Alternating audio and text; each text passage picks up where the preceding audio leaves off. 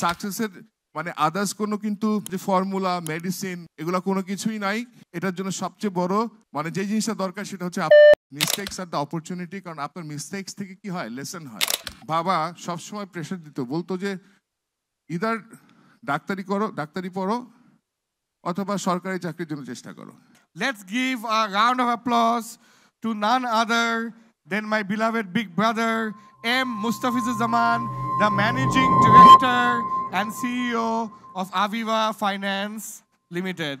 আমরা অনেক কিছু নিয়ে সকাল থেকে কথা বলছি, জানছি, বাট আমি যেহেতু কর্পোরেট গাই, আমি কর্পোরেট এবং পার্সোনাল লাইফ এবং অবশ্যই আপনারা যারা young জুভেনার, those who want to build a good career, at least a sustainable career, একই সাথে কিভাবে আপনাদের ক্যারিয়ারটা শুরু করা উচিত, জার্নিটা কীরকম হওয়া উচিত এবং সেখান থেকে আপনারা গোয়িং ফরওয়ার্ড কোন জিনিসগুলোকে নিয়ে সামনে এগোতে পারবেন তার উপর কিছু ধারণা নেওয়ার চেষ্টা করব। আমি আমার জার্নি শুরু করেছিলাম, একটু স্টোরিটা বলি। 1999 আমরা কি এনজেড গ্রিনলেস ব্যাংক নামটা শুনেছি? আচ্ছা, যারা শুনেন নাই তারা হয়তো জানবেন যে এটা একটা অস্ট্রেলিয়ান নিউজিল্যান্ড গ্রুপের মাল্টিন্যাশনাল ব্যাংক, যেটা ছিল বর্তমান যেটা এখন আমরা বলি স্ট্যান্ডার্ড চার্টার্ড ব্যাংক। এটা 2000 সালে যখন মার্জার হয়ে যায়, that is standard chartered group যখন এনজেডকে টেক ওভার করে নেয়, তখন এটার নাম স্ট্যান্ডার্ড চার্টার্ড হয় এবং পরবর্তীতে এটা কাজ শুরু করে। এটা আমি একটা কেরিয়ার স্ট্রাগলের জন্য শেয়ার করি গল্পটা।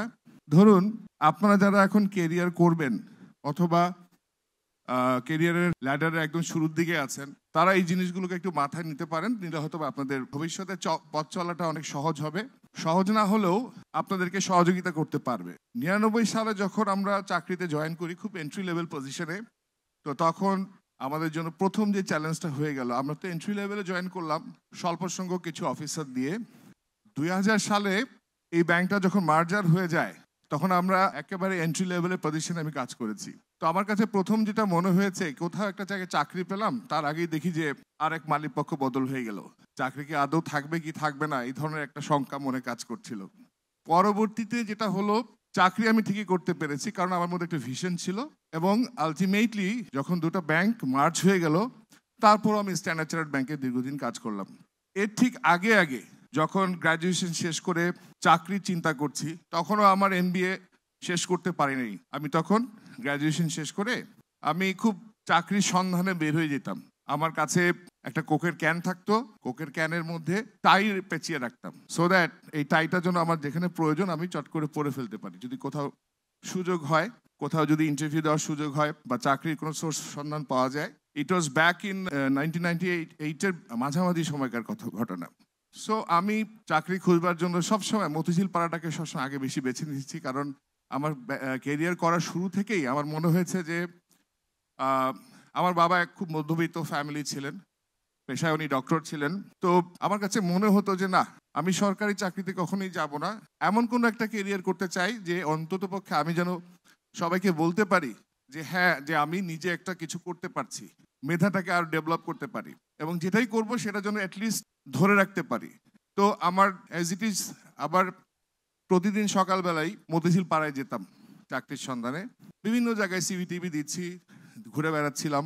ঘুরতে ঘুরতে ঠিক অনেকে হয়তো চিনবেন এটাকে, মতিঝিল পাড়ায় বিমান অফিসে ঠিক অপর সাইডে ওখানে হাদি ম্যানশন বলে একটা বড় একটা বিল্ডিং আছে। বেসিক্যালি ওখানেই এনজেড গ্রিনলেস ব্যাংকটার হেড অফিসটা ছিল। এটা বিশাল একটা বিল্ডিং, এখনো আছে। ঠিক ওখানে গিয়ে জানতে পারি যে অনেক লোকজন মানে ইয়াং সবাই দেখি টাইটাই পরে ইন্টারভিউর জন্য যাচ্ছিল আর কি। তো আমিও খোঁজ খবর নিলাম সিকিউরিটি গার্ডের কাছে যে আজকে কি হচ্ছে এখানটায় বেসিক্যালি।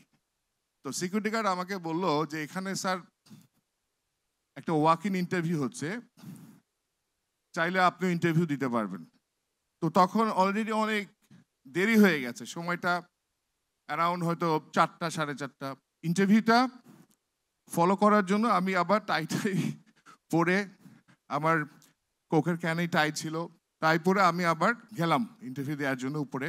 যাবার পরে যখন ইন্টারভিউ প্রসেস শুরু হলো, আমার কাছে মনে হচ্ছে যে আমাকে আদৌ ডাকবে কিনা, আমার নামটা একেবারে শেষের দিকে লেখাতে পারছি।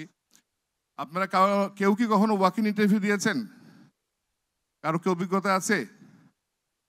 আচ্ছা, ঠিক আছে, অনেকে হাত তুলেছেন, ধন্যবাদ। ওয়াক ইন ইন্টারভিউটা কি হয়, মানে ইনস্ট্যান্টলি ওরা দেখেন যে IQ, understanding, communication, attitude, body language, এই জিনিসগুলো মূলত ইন্টারভিউ বোর্ডে ওয়াক ইন ইন্টারভিউতে সবচেয়ে বেশি প্রাধান্য দেওয়া হয়। পাশাপাশি এডুকেশন তো আছে, এডুকেশন তো আমরা সবাই নেই, কিন্তু আদার জিনিসগুলো খুব ইম্পর্টেন্ট। তো আমি যখন ক্যারিয়ার শুরু করব বা চেষ্টা করছি, তখন থেকে আমি আদার স্কিলগুলো নিয়ে খুব চিন্তা করতাম। আমার কাছে মনে হতো যে আমি যদি ওই জায়গাগুলোতে ইমপ্রুভ করতে না পারি, তাহলে শুধু আমার এডুকেশনাল সার্টিফিকেটস নিয়ে আমার ডেভেলপমেন্ট কখনোই সম্ভব হবে না। তো আমরা এখানে যারা আছি একটু যদি ফলো করেন হয়তো বুঝতে পারবেন, ইন্টারভিউতে যখন চলছে অনগোয়িং, তখন আমি অনেকক্ষণ বসে আছি, এটা সন্ধ্যা হয়ে গেছে, তখন হয়তো মেবি আমার এক্স্যাক্টলি টাইমও মনে নেই, মেবি এটা 7-7:30 এরকম, অনেক সন্ধ্যা রাত। তো আমার কাছে হঠাৎ মনে হলো যে ওরা কি আদৌ আমাকে ডাকবে নাকি ডাকবে না, কিছুই বুঝতে পারছি না। তো একটা পর্যায়ে অনেক দেরি করে দেখলাম যে আমাকে ডাকা হলো। তো ডাকা হয়েছে তখন মেবি আমার পরে আরেকজন বোধহয় ইন্টারভিউ দিতে পেরেছে, বাট আমার ঠিক এক্স্যাক্ট মনে নাই। তো ইন্টারভিউ শুরু হলো, মানে এইচআর হেড এবং আদার ইন্টারভিউ বোর্ডে যারা ছিলেন আমার সাথে খুব বেসিক কথাবার্তা, মানে ভালো, হ্যাঁ, ক্রিটিক্যাল কোনো কোয়েশ্চেন নাই। তা আমি খুব কনফিউজ যে আসলে কি আমাকে আদৌ নেয়ার কোনো সুযোগ সম্ভাবনা আছে, নাকি হয়তো 5 মিনিট কথা বলে ছেড়ে দিবে। তো সামহাও আমি কখনোই এই হালটা ছাড়ি নাই, বলছে না আমি চেষ্টা করতে থাকি অ্যাটলিস্ট যতক্ষণ পর্যন্ত কথা বলা যায়। তো একটা পর্যায়ে আমার এখন এক্স্যাক্টলি মনে আছেন, তখনকার যিনি কান্ট্রি চিফ ছিলেন, উনি আমাদের এখন অনেক শ্রদ্ধেয় বড় ভাই রুমি আলী স্যার, তখন উনি হঠাৎ করে দেখলাম যে আসলো ইন্টারভিউ বোর্ডে। ইন্টারভিউ শুরু করার সময় উনি আমাকে খুব বেসিক কোয়েশ্চেন করে, মোট টোটাল 3টা কোয়েশ্চেন করলেন, যার মধ্যে 2টা বেশ ভালো কোয়েশ্চেন, এবং আমি চেষ্টা করলাম যেন ওনার আনসারগুলোকে প্রপারলি দিতে পারি। অ্যাজ ইট ইজ ইন্টারভিউ শেষ করে আমি আবার যখন বের হব, তখনও আমি চেষ্টা করলাম যে রেজাল্টটা কি জানা যাবে কি না, অথবা কখন পাওয়া যাবে। তখন ঘটনাক্রমে জানলাম যে এই রেজাল্টটা দেয়া হবে ঠিক নেক্সট ডেতে এবং বিকাল 4টার সময়। তো আমি খুব কনফিউজ যে আমার মনে হয় আদৌ চাকরিটা হবে কি হবে না, বাট আমার তো হাল ছাড়া যাবে না। অ্যাকচুয়ালি আমি হাল ছাড়িও নাই। একটা পর্যায়ে ঠিক যেভাবে চাকরি খুঁজতে যাই, পরের দিন ওইভাবে বিভিন্ন অফিস পাড়ায় ঘুরে বেড়াচ্ছি, চাকরি প্রার্থীর চাকরির সন্ধানে ঘুরতে ঘুরতে অনেক অফিসের সিভি রিজিউমে জমা দিলাম।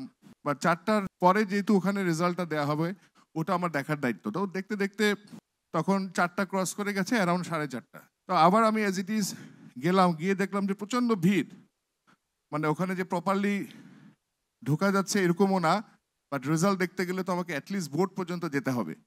এনিওয়েজ, তারপরও আমি ধাক্কাধাক্কি করে এগোতে পারলাম এবং সামনে গেলাম। তো যাবার পরে আমি একদমই বেসিক নিচের রো থেকে নাম খুঁজছি যে এখানে আমার নাম পাওয়া যায় কিনা, একটু খুঁজি। তো ওরা টোটাল 20 জনকে শর্টলিস্ট করেছিল আমার যতটুকু মনে পড়ে। ক্যান্ডিডেটস অনেক ছিল, অনেক, আমি রাফলি নাম্বার বলতে পারবো না। একটা পর্যায়ে দেখলাম যে না, 5-7 পর্যন্ত কোনো আমার নাম নাই, আমি নিচ থেকে খুঁজছি। এরপরে 10 পর্যন্ত যখন নাম নাই, তখন বুঝছি যে আমার আর হওয়ার চান্স নাই, কারণ আমি ইন্টারভিউটা দিয়েছিলাম কি একেবারেই শেষের দিকে। এনিওয়েজ, এভাবে যখন উপরের দিকে আর একটু তাকালাম যে আর তো হবে না, আমার গেছে, আমার আর হওয়ার কোনো চান্স নেই। এনিওয়েজ, আমি যখন আরো উপরের দিকে তাকালাম, দেখলাম যে লিস্টে 2 নম্বরে আমার নাম আছে। তো তো that was the first career I have started. ওখান থেকেই আমার ব্যাংকিং ক্যারিয়ারের জার্নিটা শুরু। এর পরবর্তীকালে এনজেড গ্রিনলেজ, এইচএসবিসি, স্ট্যান্ডার্ড চার্টার্ড সব ভালো ভালো ব্যাংকেই কাজ করার সৌভাগ্য বা সুযোগ হয়েছে। ইস্টার্ন ব্যাংকেও আমি দীর্ঘ 12 বছর কাজ করেছি, বিভিন্ন কর্পোরেট ল্যাডারে কাজ করেছি, ফাংশনাল রোলে কাজ করেছি। এর পরবর্তীকালে আমি মেঘনা ব্যাংকেও সিনিয়র লেভেল পজিশনে কাজ করে উত্তরা ফাইন্যান্সের ডিএমডি, তারপর আমি মুভ করে অ্যাডিশনাল এমডি হই, তারপরে এখানে এসে এমডি দায়িত্বটা নিই।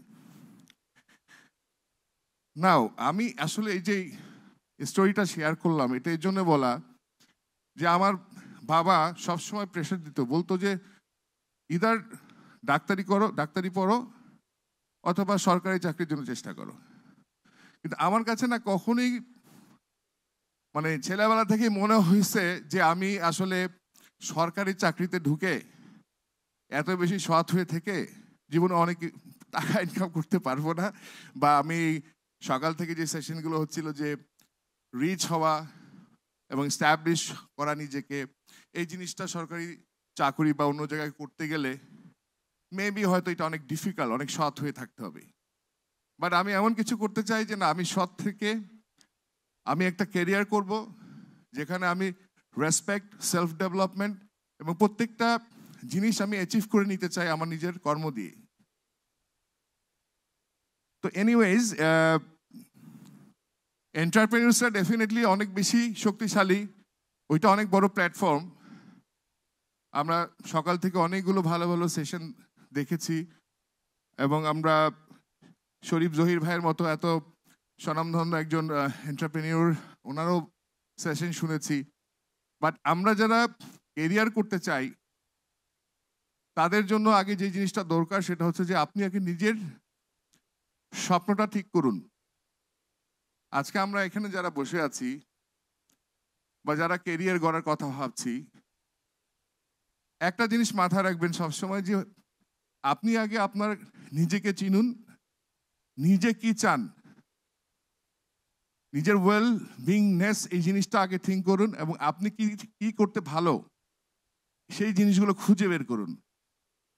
আমরা বেশিরভাগ ক্ষেত্রেই শুনে থাকি একেবারে ছোটবেলা থেকে যে না আমাকে অমুক হতে হবে, তমুক হতে হবে। হ্যাঁ, ওইটা না করে আমরা যদি নিজেরাই চিন্তা করি আমি কোন কাজটাতে আসলে বেশি ভালো বা আমার ইন্টারেস্ট গ্রো করে, এটা একমাত্র আপনি ফাইন্ড আউট করতে পারবেন, কেউ কিন্তু হেল্প করতে পারবে না। তো এনিওয়ে, এরপরে আমি যখন কেরিয়ার করতে থাকি তখন আমার সবসময় মনে হতো যে অ্যাটলিস্ট মাল্টি স্কিল ডেভেলপ করার জন্য আমি একই জায়গায় বেশি দিন কাজ করব না, বা একই জায়গায় থাকলেও ডিফারেন্ট রোলে কাজ করব, so that I can develop different set of skills. বিভিন্ন ফাংশনাল এরিয়াতে কাজ করলে দেন সেলফ ডেভেলপমেন্টের স্পেসটা বাড়ে, নলেজটা বাড়ে, কাজের সুযোগটা অনেক বেশি খুলে যায়। কারণ আমরা যেখানে করি না কেন, এটা it be FMCG, it be textile, garments, banking, যেটাতে থাকি না কেন সেটাতে এটলিস্ট কনসিস্টেন্সি থাকতে হবে, ধরে রাখার একটা ব্যাপার আছে। ধরে রাখার এই সুযোগটা আপনাকেই করে দিতে হবে। কেউ আপনাকে ইনসিস্ট করে কখনোই বলতে পারবে না যে হ্যাঁ তুমি এইভাবে করো, এইভাবে করলে তুমি এই জিনিসটা পেয়ে যাবে। No, it's not that much easy. একটা সেশনে আসলে কি অনেক কিছু আপনারা হয়তো আমার চেয়েও ভালো জানেন, কিন্তু যারা অ্যাপ্লাই করতে জানেন না তারাই কিন্তু আস্তে আস্তে কি হয় আমরা পেছনে পড়তে থাকি। বাট কনসিস্টেন্সি, লেগে থাকা, এই জিনিসটা যাদের মধ্যে থাকে দে অ্যাকচুয়ালি কাম ফরওয়ার্ড।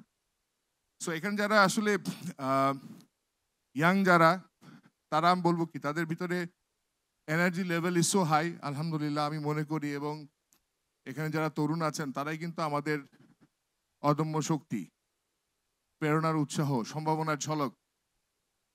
কিন্তু আপনারা শুধু জানলেই হবে না, আপনারা নিজের ভিতর আয়ত্ত করার একটা ব্যাপার আছে।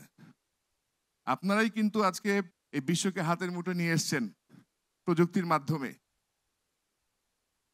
বাট এটার যে সুফলগুলো সেগুলো আমরা কতটুকু নিতে পারছি সেই জিনিসটা খুব বেশি ইম্পর্টেন্ট।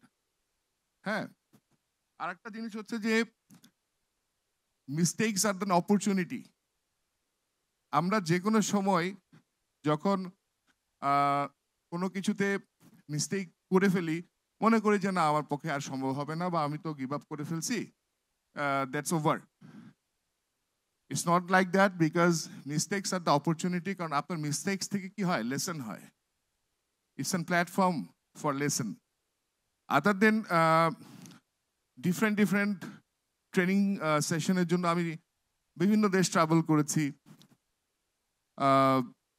অস্ট্রেলিয়ান লিডারশিপ একাডেমি অথবা bill university of India, Kuala Lumpur university Malaysia. এগুলাতে যে আমি যেটা চেষ্টা করেছি যে আমার এডুকেশনের বাইরেও আরও তো অনেক সেলফ ডেভেলপমেন্টের দরকার, যেগুলো আসলে আমার রিকোয়ারমেন্ট, সেগুলো আমাকেই ফুলফিল করতে হবে। আজকে আপনারা যারা আসলে কেরিয়ার নিয়ে ভাবছেন তারা এই জিনিসগুলো একটু মাথায় রাখবেন যে আসলে শুধুমাত্র আপনি ভালো কাজ করলেন, ভালো একটা স্যালারি ড্র করলেন, আপনার বোধহয় সেলফ ডেভেলপমেন্ট হয়ে গেছে, আপনি এখন satisfied. I don't think so. এটা যদি আপনার ভিতর থাকে, আপনি যদি মনে করেন যে হ্যাঁ আই হ্যাভ ডান ইনাফ, আমার এই চাকরিটাই যদি আমার আর 10 বছর থাকে, 15-20 বছর থাকে, আলহামদুলিল্লাহ, হ্যাঁ, তাহলে কিন্তু আমি বলবো যে আপনারা এগোনোটা, অগ্রযাত্রাটা, সামনের দিকে যাওয়াটা একটু চ্যালেঞ্জিং হয়ে যেতে পারে। Try to be a role model. সেটা আপনাকে হতেই হবে এরকম কিছু না, বাট এটলিস্ট ড্রাইভটা দিই আমরা সবাই মিলে, এটলিস্ট আমরা যদি পিছিয়ে থাকি তারপরেও যেন আমরা পরে গিয়ে এগোতে পারি। দেন আমার যেটা মনে হয়েছে, যারা আমরা কেরিয়ার করতে আসি, আমার চেয়ে ডন ভাই এখানে অনেক ভালো ভালো কোর্স ট্রেনিং করান। আমার প্রতিষ্ঠানে অনেক সময় আমরা চেষ্টা করি যেন ওনার এখান থেকে ফ্যাসিলিটেট করতে পারি। এই যে সফট স্কিল ডেভেলপমেন্ট, এটা কিন্তু খুব জরুরি। যারা সফট স্কিল নিয়ে একেবারেই দুর্বল, লেখাপড়ায় খুব ভালো, তারাও কিন্তু পিছিয়ে পড়বেন। এই জায়গাটা কিন্তু মাথায় রাখতে হবে। পিছিয়ে পড়বেন না, সম্ভাবনা আছে। সো আপনারা অ্যাক্টিভ থাকুন, অ্যাটলিস্ট লক্ষ্য রাখুন। আমি হয়তো বেশি উপদেশ দিয়ে ফেলছি, বাট স্টোরি টেলিং এর এই উদ্দেশ্যটা হচ্ছে যেন অ্যাটলিস্ট এখান থেকে যারা ইয়াং আছেন ওনারা কিছু একটা নিয়ে যেতে পারেন, এটাই লক্ষ্য। এরপরও দেখেন কর্পোরেট লাইফেও কিন্তু অনেক বেশি চ্যালেঞ্জ আছে। আপনি স্কিল সেট, লেখাপড়া সবকিছু ডেভেলপ করলেন, কিন্তু কর্পোরেট ওয়ার্ল্ড কিন্তু এমন একটা জায়গা যেখানে আপনাকে সব সময় মাথায় রাখতে হবে যে হ্যাঁ, আমার সামনে এগোনোটা জরুরি, সেলফ ডেভেলপমেন্ট জরুরি। একই সাথে অনেক ধরনের চ্যালেঞ্জ কিন্তু আমরা ফেস করতে হয়। যেমন ধরেন এই যে মার্জারের সময় আমি নিজে দেখেছি যে আমরা তো এন্ট্রি লেভেলে ছিলাম, বাট আমাদের সিনিয়র লেভেল ম্যানেজমেন্টে যখন দেখতাম যে একটা মাল্টিন্যাশনাল গ্রুপ যখন আরেকটা গ্রুপকে মার্জার করে, তখন কিন্তু সিনিয়র টপ ম্যানেজমেন্ট লেভেলে অনেক চেঞ্জেস আসে ওভারনাইট। হ্যাঁ, সকালে দেখলাম যে উনি আছে, বিকেলে দেখলাম উনি নাই, বড় বড় লাইন ম্যানেজাররা চেঞ্জ হয়ে যেত। বাট এনিওয়ে, আমরা এন্ট্রি লেভেলে ছিলাম জন্য না, আমার কাছে মনে হয়েছে যে এই যে চ্যালেঞ্জ কোপ আপ করা, দুইটা অর্গানাইজেশন টেক ওভার হয়ে গেল, তারপরে এখন কি করা উচিত, দ্যাট ইজ স্ট্রেসটা কতটুকু নিব, মানে প্রতিকূলতার এগেইনস্টে আমাকে কতটুকু সোচ্চার থাকা, খেয়াল রাখা। তো কর্পোরেটে কিন্তু আপনাকে এই জিনিসগুলো হ্যান্ডেল করতে হবে। শুধু সেলফ ডেভেলপমেন্ট নিয়ে চিন্তা করলে হবে না, পাশাপাশি এই স্কিল সেটগুলো আপনার ভিতরে থাকতে হবে, বেশি বেশি অবজার্ভ করতে হবে, খেয়াল রাখতে হবে, দৃষ্টি রাখতে হবে। আর বর্তমানে তো আসলে প্রযুক্তির যুগ। আমি এটা বললাম যে প্রযুক্তি দিয়ে কিন্তু আমরা এখন পৃথিবীকে হাতের মুঠোয় নিয়ে এসেছি। সো চ্যালেঞ্জেসগুলোকে কোপ আপ করার জন্য আমাদের টেকনোলজি সাপোর্ট নিতে হবে, যেখানে অনেক বেশি সাউন্ড হতে হবে, সাউন্ড নলেজ থাকতে হবে, যেন আপনি থেমে না যান। লেখাপড়া শেষ, MBA মাস্টার শেষ, কিছু ট্রেনিং ডেভেলপমেন্ট করে ফেলছি, হয়ে গেল, no, you have to be with the changes in the market. The only thing is constant, that is change. So নিজেকে সবসময় আপডেটেড রাখা বা নিজেকে সবসময় পরিবর্তনের সাথে মানিয়ে চলা, that is one of the learning, you can take it from here. আর আসলে আমরা তো একেবারে কর্পোরেট পার্সন, হ্যাঁ, পার্সোনাল লাইফ, কর্পোরেট লাইফের বাইরেও যে আপনার আরো কিছু আছে, সেই জিনিসগুলো একটু দেখতে হবে। ওয়েলনেস, এই জিনিসটা আপনার মাথায় রাখবেন। হয় আপনার কোনো না কোনো একটা জায়গায় দেখবেন যে আপনার কিন্তু ভালো লাগা বোধ আছে, সেটা হতে পারে ফটোগ্রাফি, হতে পারে ট্রাভেলিং, হতে পারে, অথবা আপনি হয়তো you are good at arting, বা আর্ট না হোক, আপনি যে কোনো, তো যেই কাজটা মনে করছেন, বা আপনি গাছের তলায় গিয়ে বসে থাকতে আপনার ভালো লাগে। যেমন আমরা সাব্বির নাসির ভাইয়ের একটা প্রেজেন্টেশনে দেখেছি যে কি হয় যে প্রকৃতির মাঝে গেলে একটা নীরবতা পাওয়া যায়, একটা বিশালতা খুঁজে পাওয়া যায়। দেখেন যে কোনটা আপনাকে বেশি টানছে, সেই সময়টুকু বের করুন। এটা আপনাকে পার্সোনাল লাইফটাকে অনেক বেশি হেলদি করবে। আমরা এখন অনেক বেশি শুনি যে work life balance. Work life ব্যালেন্সটা তো আছেই, বাট ওয়ার্ক লাইফ ব্যালেন্সের পাশাপাশি আপনাদের অবশ্যই কিন্তু নিজের জন্য সময় বের করে নিতে হবে, পরিবারের জন্য সময় বের করে নিতে হবে। হ্যাঁ, সেটা প্রতিদিন পারছেন না, বাট কিছুটা সময় খুঁজে নেন না। আমার কিছু স্লাইড ছিল, এটা কি এখন দেখানো যাবে ভাই? ওকে, টাইম ইজ আপ, বাট আচ্ছা আমি জিনিসটা বলে দিই। ওকে ওকে, এনিওয়েজ, আমার যেটা বলার আছে যে আপনারা মানে সব সময় খেয়াল রাখুন নিজের দিকে, নিজের ডেভেলপমেন্টের দিকে। এই জিনিসটা যদি আপনারা ঠিক রাখেন, all through your career you can proceed, you can সাকসেসের মানে আদার্স কোনো কিন্তু বলবো যে ফর্মুলা, মেডিসিন, এগুলো কোনো কিছুই নাই। এটার জন্য সবচেয়ে বড় মানে যে জিনিসটা দরকার সেটা হচ্ছে আপনার ইচ্ছা, এবং আপনাকে ডেভেলপ করা, এবং আপনার যেটা ভাল লাগে সেটাকে বাঁচতে দেয়া। এই তিনটা জিনিসকে এক করে দেখলে আমার মনে হয় কর্পোরেট লাইফে আপনারা অনেক বেশি ভালো করতে পারবেন, এগোতে পারবেন। So thank you everyone.